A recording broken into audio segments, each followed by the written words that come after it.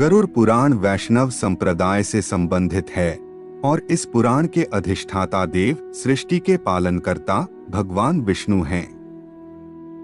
आपने हमारी प्रस्तुति गरुड़ पुराण भाग 1 में देखा कि कैसे यमदूत उस जीवात्मा को यमलोक ले जाते हैं। वह जीवात्मा 24 घंटों के पश्चात पुनः वापस आती है और 24 घंटों के दौरान जीवात्मा को उसके संपूर्ण जीवन का लेखा जोखा दिखाया जाता है, जिसमें यह आकलन होता है कि अपने जीवन काल में इस जीवात्मा ने कितने पाप और पुण्य किए हैं। इसके पश्चात आत्मा को फिर उसी घर में लाया जाता है जहां उसने अपने शरीर का त्याग किया था और 13 दिन तक वह जीवात्मा वही अपने परिवार के बीच रहती है। मोह व वासना से भरी वह जीवात्मा बार बार अपनी देह में प्रवेश करने का प्रयास करती है, किंतु यमदूतों के पाश द्वारा बंद जाने से वह कुछ भी करने में असमर्थ हो जाती है। वह अपने परिवार, रिश्तेदार व मित्रों को उसकी मृत्यु का शोक मनाते देखती है। वह उन्हें चुप कराने का प्रयास भी करती है, परंतु उसकी उपस्थिति का ज्ञान किसी को नहीं होता। फिर वह अपने सामने स्वयं के मृत शरीर को देखती है और भूख प्यास से जोर जोर से विलाप करते हुए रोने लगती है। इसके साथ साथ गरुड़ पुराण में यह भी बताया गया है कि मनुष्य पुण्य कर्म तो करता है, परंतु उसके पुण्यों की संख्या उसके द्वारा किए गए पापों से कम होती है, अर्थात मनुष्य पुण्यों की अपेक्षा पाप अधिक करता है। इसके समाधान स्वरूप मृत्यु के पश्चात पिंड दान करना आवश्यक बताया गया है। 10 दिनों तक जीवात्मा के उद्देश्य से पुत्रगण पिंडदान देते हैं।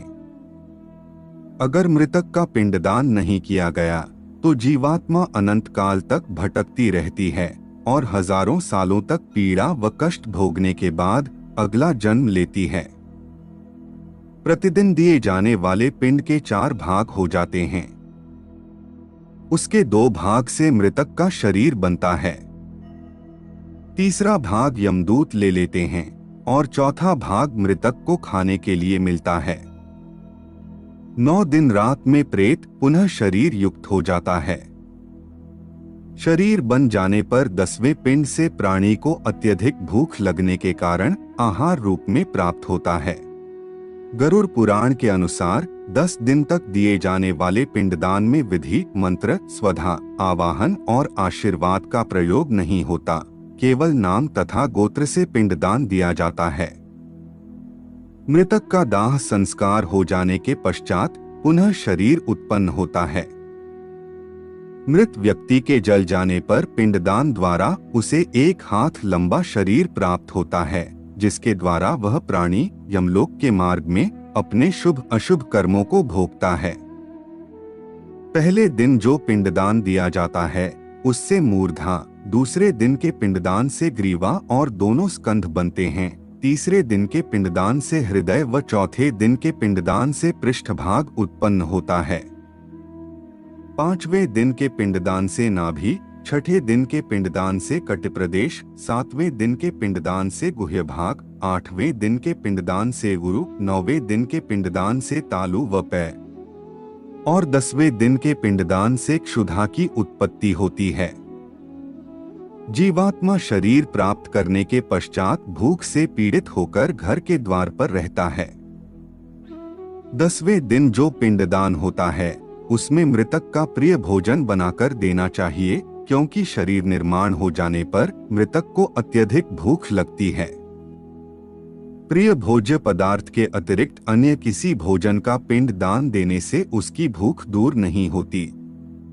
11वें और 12वें दिन प्रेत भोजन करता है। मरे हुए स्त्री पुरुष दोनों के लिए प्रेत शब्द का उच्चारण करना चाहिए।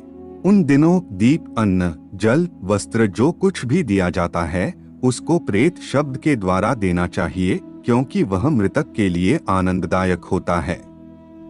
13वें दिन पिंडज शरीर धारण करके भूख प्यास से पीड़ित वह प्रेत यमदूतों के द्वारा महापथ पर लाया जाता है और यहाँ से इसकी यमलोक की यात्रा आरंभ होती है। मनुष्य अपने कर्मों के कारण ही मृत्यु के पश्चात होने वाली यातनाओं को भोगता है।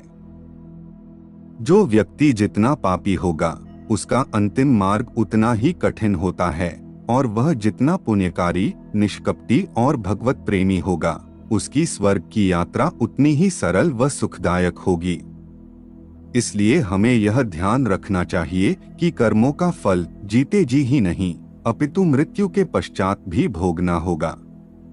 गरुड़ पुराण का यह भाग हम यहीं पर समाप्त करते हैं। इससे आगे आप अगले भाग में जानेंगे। हमारा उद्देश्य केवल आपके ज्ञान में वृद्धि करना व धर्म के प्रति आपकी जिज्ञासा को बढ़ाना है। अगर हमसे कोई त्रुटि रह गई हो तो हमें क्षमा करें। अब हमारी भेंट एक और नई ज्ञानवर्धक प्रस्तुति के साथ होगी। आज के लिए केवल इतना ही। जाने से पूर्व वीडियो को लाइक करें व चैनल को सब्सक्राइब अवश्य करें।